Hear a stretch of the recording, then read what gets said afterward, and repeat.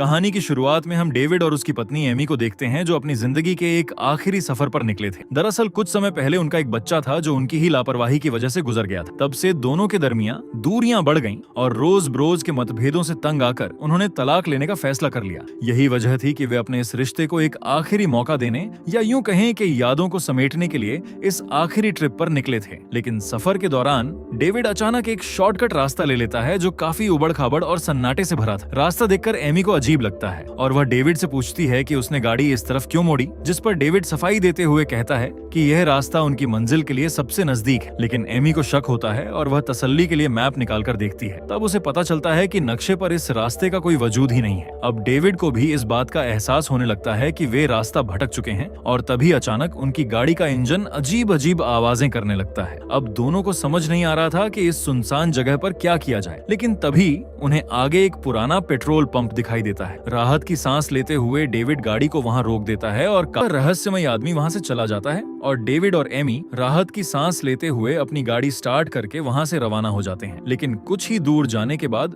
उनकी गाड़ी अचानक झटके देने लगती है और एक जोरदार आवाज के साथ बंद हो जाती है। ये देखकर डेविड परेशान होकर गाड़ी से उतरता है और बोनट खोलकर चेक करने लगता है, लेकिन लाख कोशिशों के बाद भी उसे समझ नहीं आता कि खराबी क्या है। अब जब जान बचाने का कोई और रास्ता नहीं सूझा तो डेविड एमी को साथ लेकर वापस उसी पेट्रोल पंप की तरफ पैदल ही रवाना हो जाता है। घने अंधेरे और खौफ के साए में वहां पहुंचकर उन्हें पेट्रोल पंप से ही सटा हुआ एक छोटा और बेहद पुराना मोटल दिखाई देता है। अब मजबूरी और थकान से चूर वे दोनों उस होटल के अंदर चले जाते हैं, लेकिन अंदर कदम रखते ही उनके रोंगटे खड़े हो जाते हैं, क्योंकि अंदर के एक कमरे से किसी महिला के बेहद दर्दनाक तरीके से चीखने, चिल्लाने और रहम की भीख मांगने की भयानक आवाजें आ रही थी। यह खौफनाक मंजर महसूस करके एमी बुरी तरह डर जाती है और डेविड से फौरन यहाँ से भागने को कहती है, लेकिन डेविड वहाँ से जाने से इनकार कर देता है और काउंटर पर रखी बेल को जोर जोर से बजाने लगता है। घंटी की आवाज सुनकर अंदर से वहाँ का मैनेजर बाहर आता है, जिसका नाम मेसन था। मेसन को देखते ही डेविड उससे तल्ख लहजे में सवाल करता है कि वह दर्दनाक आवाज किसकी थी। ये सुनकर मैनेजर के चेहरे पर कोई शिकन नहीं है। वह खामोश रहता है और फिर वह चुपचाप वापस अंदर जाता है और हाथ में एक रिमोट लेकर बाहर आता है। फिर वह मुस्कुराते हुए कहता है कि वह अंदर एक हॉरर फिल्म देख रहा था जिसमें एक औरत चिल्ला रही थी। ये सुनकर दोनों चैन की सांस लेते हैं। फिर डेविड उससे आसपास किसी गैरेज का पता पूछता है, जिस पर मेसन बताता है कि पास में एक गैरेज तो है, लेकिन और उस खौफनाक रात को काटने के लिए अपने कमरे की तरफ बढ़ जाते हैं। लेकिन वे दोनों इस खौफनाक हकीकत से बिल्कुल अनजान थे कि यह उनकी जिंदगी की आखिरी रात साबित होने वाली है, क्योंकि जैसे ही वे कमरे के अंदर कदम रखते हैं तभी डेविड और एमी को एक अजीब सी सीलन और सड़न की बदबू आती है, जिससे उनके दिलों में एक अनजाना सा खौफ बैठ जाता है। तभी वे यह भी देखते हैं कि कमरे का फर्नीचर बेहद पुराना और बोसीदा था, यहाँ तक कि दीवारों का पेंट उखड़ रहा था और बाथरूम के नल से जंग लगा। अब वह हैरान होकर जैसे ही दरवाजा बंद करता है, कमरे में रखा फोन दोबारा बज उठता है। अब यह सुनकर डेविड खुद फोन उठाता है और सामने वाले से उसकी पहचान पूछता है, लेकिन इस बार भी दूसरी तरफ से कोई आवाज नहीं आती। इसके बाद जैसे ही वह फोन रखता है, दरवाजे पर फिर से वही दस्तखत शुरू हो जाती है, मगर इस बार वह आवाज कमरे के अंदर मौजूद उस दरवाजे से आ रही थी जो साथ वाले बगल के कमरे से जुड़ता था। और तभी अचानक वो सामान्य दस्तक एक खौफनाक बैंगिंग में तब्दील हो जाती। अब ये सब देखकर डेविड थोड़ा सतर्क हो जाता है और अंदरूनी दरवाजे के पास जाकर चिल्लाता है कि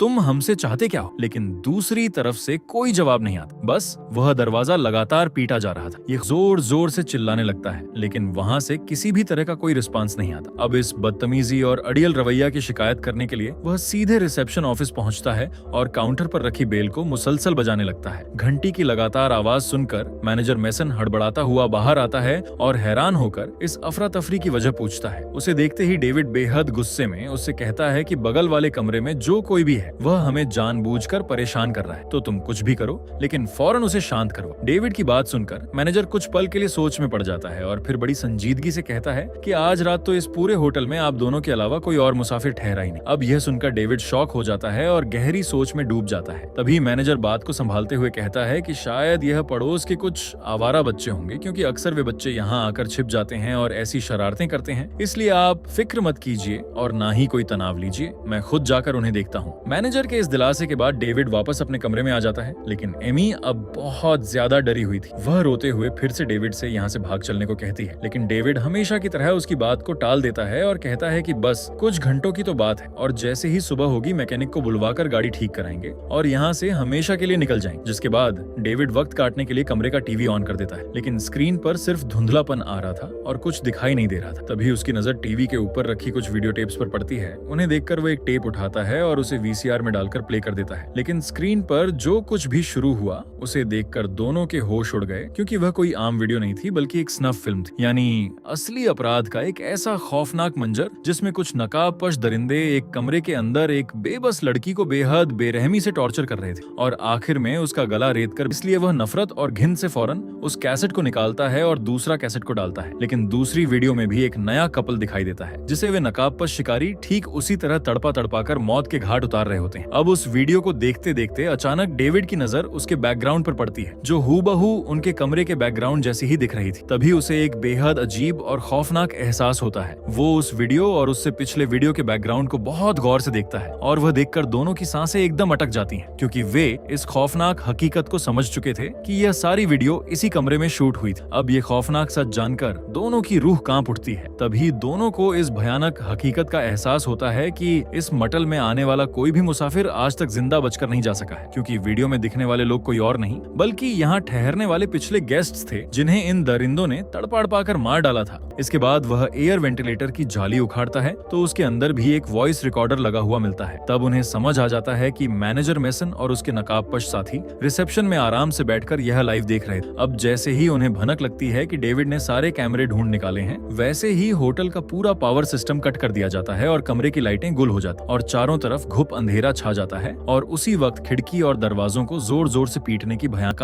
आदमी आकर खड़ा हो जाता है, जिसके चेहरे पर डरावना मास्क और हाथों में नुकीले हथियार थे। लेकिन वे सीधे दरवाजा तोड़कर अंदर नहीं आते और वहां से चला जाता है। अब डेविड को समझ आता है कि रास्ते में उनकी कार का खराब होना कोई इत्तेफाका नहीं था। वो मैकेनिक जो उन्हें मिला था वह भी इस साजिश का हिस्सा था और उसी ने गाड़ी को इस तरह खराब किया था ताकि वे रात यहाँ रुकने के लिए मजबूर हो जाएं। अब यह सब समझकर डेविड फौरन एमी का हाथ पकड़ता है और दोनों कमरे से बाहर भाग निकलते हैं। वे सोच रहे थे कि यहाँ से भागकर किसी तरह पुलिस को फोन करेंगे, लेकिन तभी अचानक उनके सामने वही मास्क पहने लोग आ जाते हैं और उन्हें चारों तरफ से घेर लेते। अब बाहर निकलने के सारे रास्ते बंद हो चुके थे, क्योंकि वे नकाबपोश शिकारी डेविड और एमी को वापस कमरे की तरफ धकेल रहे थे। चारों तरफ मौत का साया था और उनके पास बचने का कोई और चारा नहीं था। इसलिए वे जान बचाकर वापस उसी खौफनाक कमरे में आकर खुद को बंद कर लेते हैं। डेविड को अब इस बात का एहसास हो चुका था कि वे यहाँ ज्यादा देर तक महफूज नहीं है, इसलिए वह कमरे के हर कोने की तलाशी लेता है ताकि कहीं से उन्हें कोई ऐसा हथियार मिल जाए जिससे वे अपनी आत्मरक्षा कर सके। लेकिन काफी ढूंढने के बाद भी उन्हें कुछ नहीं मिलता और आखिर में डेविड बाथरूम की मोटल के अलग अलग हिस्सों तक जाती है, जिसके बाद डेविड एमी को अपना बनाया हुआ एक प्लान बताता है कि वे कैसे इस सुरंग के जरिए यहाँ से साफ बचकर भाग सकते हैं। लेकिन तभी अचानक उन्हें बाहर किसी भारी ट्रक के आने की आवाज सुनाई देती है। ये आवाज सुनते ही दोनों तुरंत कमरे की खिड़की की तरफ भागते हैं, जहाँ देखने पर उन्हें एक अजनबी ट्रक ड्राइवर दिखाई देता है जो अपनी गाड़ी खड़ी करके वहाँ किसी का इंतजार कर रहा है। अब मदद की उम्मीद में वे दोनों उस ट्रक ड्राइवर का ध्यान खींचने के लिए खिड़की के शीशे को जोर जोर से पीटने लगते हैं। लेकिन उनकी बदकिस्मती देखिए, वह ट्रक ड्राइवर भी इस खौफनाक खेल का एक हिस्सा था, यानी वह वहाँ किसी की मदद करने नहीं बल्कि मैनेजर मेसन से उन टॉर्चर टेप्स का नया बॉक्स खरीदने आया था। अब वे पूरी तरह निराश होकर सोच में पड़ जाते हैं कि आगे क्या करें। लेकिन तभी डेविड और एमी देखते हैं कि कुछ नकाबपोश शिकारी उनके कमरे के दरवाजे की तरफ बढ़ रहे हैं। अब उनके पास बचने का कोई और चारा नहीं था, इसलिए वे तुरंत पीछे हटते हैं और बाथरूम के रास्ते उसी पतली सुरंग के अंदर उतर जाते हैं। लेकिन सुरंग के अंदर का माहौल बेहद घिनौना और खौफनाक, क्योंकि चारों तरफ रेंगते हुए कीड़े, चूहे और दम घोंटने वाली अजीब सी घुटन थी। लेकिन वे दोनों हार नहीं मानते और किसी तरह रेंगते हुए सुरंग के रास्ते आगे बढ़ते हैं और सीधे रिसेप्शन ऑफिस के ठीक नीचे पहुंच जाते। वहां जमीन की दरारों से वे देखते हैं कि ऑफिस के अंदर कई स्क्रीनर्स पर वही टॉर्चर वीडियो चल रहे हैं और उस वक्त वहां कोई नहीं था। इसलिए वे दोनों ऊपर आते हैं और मदद के लिए किसी साधन को ढूंढने की कोशिश करते हैं। तभी एमी की नजर पास के टेबल पर रखे एक लैंडलाइन टेलीफोन पर पड़ती है। यह देखकर वह बिना वक्त गंवाए तुरंत पुलिस का नंबर डायल कर देती है। लेकिन इससे पहले कि वह पुलिस वाले से अपनी पूरी बात कह पाती, उन्हें बाहर से मैनेजर मेसन के आने के कदमों की आहट सुनाई देती है। इसीलिए एमी तुरंत फोन का रिसीवर वहीं छोड़ती है और वे दोनों वापस उसी सुरंग में कूद जाते हैं। अब ऑफिस के अंदर पहुंचकर मेसन जब मॉनिटर्स में देखता है तो उसे डेविड और एमी कहीं नजर नहीं आते, तो वह गुस्से से पागल हो जाता है। तभी मेसन की नजर काउंटर पर पड़े उस फोन पर पड़ती है जिसके रिसीवर से अभी भी एक पुलिस वाले की आवाज आ रही थी। मेसन तुरंत माजरा समझ जाता है कि वे दोनों इसी सुरंग के जाल में कहीं छिपे हैं, इसलिए वह सबसे पहले फोन की केबल खींचकर उसे अपनी जेब में डालता है। फिर वह अपने एक साथी को दफ्तर की तरफ से सुरंग के अंदर भेजता है और दूसरे साथी को डेविड के कमरे वाले बाथरूम के रास्ते सुरंग में उतार देता है ताकि डेविड और एमी दोनों तरफ से बीच में ही फंस जाए। लेकिन सुरंगों का यह जाल जमीन के नीचे कई हिस्सों में बटा हुआ था, इसलिए डेविड और एमी इस बार एक दूसरा रास्ता चुनते हैं और सीधे मोटल के गैरेज के अंदर जा निकलते हैं। अंदर पहुंचते ही वे सुरंग के उस मुहाने को वहां पड़े भारी सामान और कबाड़ से पूरी पूरी तरह ब्लॉक कर देते हैं ताकि कोई पीछे से ना आ सके। इसके बाद वे राहत की एक ठंडी सांस लेते हैं और कुछ देर तक वहीं छुपे रहते हैं। लेकिन तभी उन्हें दूर से पुलिस के सायरन की आवाज सुनाई देती है। ये सुनकर जब वे गैरेज की खिड़की से बाहर झांकते हैं तो सचमुच वहाँ पुलिस की एक गाड़ी आकर रुकी हुई दिखाई देती है। लेकिन इस बार वे तुरंत बाहर भागकर मदद नहीं मांगते, क्योंकि उनके मन में एक गहरा शक पैदा हो चुका था कि कहीं यह पुलिस वाला भी इस मोटल के खूनी गिरोह के षड्यंत्र में शामिल ना हो। इसलिए वे अपनी जान जोखिम में ना डालते हुए कुछ देर और छिपकर उस पुलिस वाले की हरकतों पर नजर रखने का फैसला करते हैं। तब वह पुलिस वाला मैनेजर मैसन से मिलता है और उस लैंडलाइन फोन से किए गए कॉल के बारे में पूछता है, क्योंकि एमी ने फोन पर कम से कम इतना तो बता ही दिया था कि वे बेहद खतरे में हैं। लेकिन शातिर मैनेजर सरासर झूठ बोलते हुए कहता है कि यहाँ पिछले 3 दिन से कोई भी टूरिस्ट नहीं आया है, तो यहाँ से कॉल आने का तो कोई सवाल ही पैदा नहीं होता। लेकिन शेरफ को अच्छे से पता था कि वह कॉल इसी होटल से आया था, इसलिए वह होटल की जांच करने लगता है। फिर जब वह मैनेजर को एक कमरे को खोलने के लिए कहता है तो मैसन बहाना बनाते हुए कहता है कि वह कमरे की चाबी ऑफिस में ही भूल गया है, तो वह यह बोलकर उसे लेने के लिए चला जाता है। लेकिन जैसे ही शरीफ दरवाजे को खुद धकेलता है तो वह रूम बिना चाबी के ही आराम से खुल जाता है। अब अंदर जाकर वह कमरे की तलाशी लेता है, लेकिन शुरुआत में उसे कोई सुराग नहीं मिलता। फिर वह जैसे ही बाथरूम में जाता है उसे वह खुली हुई सुरंग मिल जाती है, जिसमें से डेविड और उसकी पत्नी वहाँ से भाग निकले थे। तभी उसकी नजर वहाँ पड़े वीडियो टेप्स पर पड़ती है, जिन्हें देखकर उसके होश उड़ जाते हैं। अब यह सब देखकर वह समझ जाता है कि जरूर यहाँ कोई घिनौना और खूनी खेल चल रहा है। इसीलिए वह तुरंत कमरे से बाहर निकलकर अपनी गाड़ी की तरफ भागता।